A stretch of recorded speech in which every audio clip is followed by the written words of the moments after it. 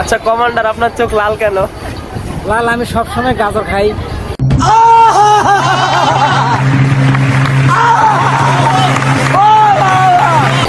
ও আচ্ছা, আমাদের কমান্ডার সাহেব আমাদের সাথে আছে এখন বাংলাদেশ বিমান বাহিনীর একজন কমান্ডার। সে কমান্ডারের কিছু কথা আমরা শুনি। আচ্ছা দাদা, আপনি বলেন। আমার আসল পরিচয় পাইলে তুই খারায় মুইটা দিবি, বহনের টাইম পাবি না। আমার ভাগ্য খারাপ, যোগ্যতা না থাকার ক্ষেত্রে আমার কিন্তু ভেতরে অনুভব হয় যে 2-10টা বিমান আমি একবারও ধ্বংস করে দেবো, কিন্তু আমার সমতুল্য নাই, আমি তৈরি করতেও পারি।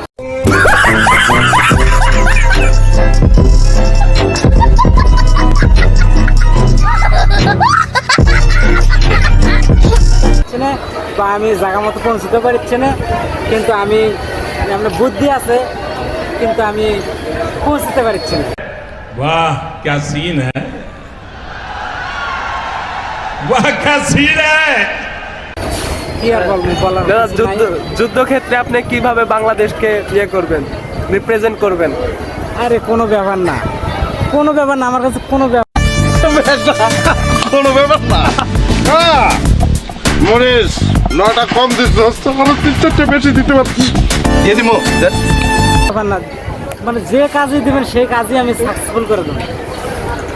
শত্রুপক্ষের বিমান আপনি কেমনে ধ্বংস করবেন? শত্রুবাবু বিমানকে আমরা ধ্বংস করবো, মানে আমার টার্গেট থাকবে নিচ থেকে ওই বঙ্গোপসাগর থেকে।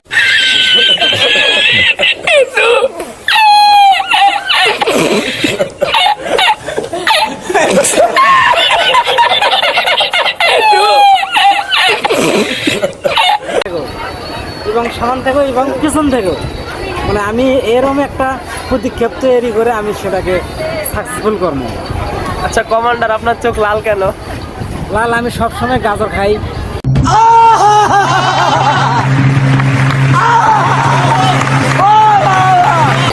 ও আচ্ছা, আমাদের কমান্ডার সবসময় গাজর খায়, যার কারণে তার চোখ লাল।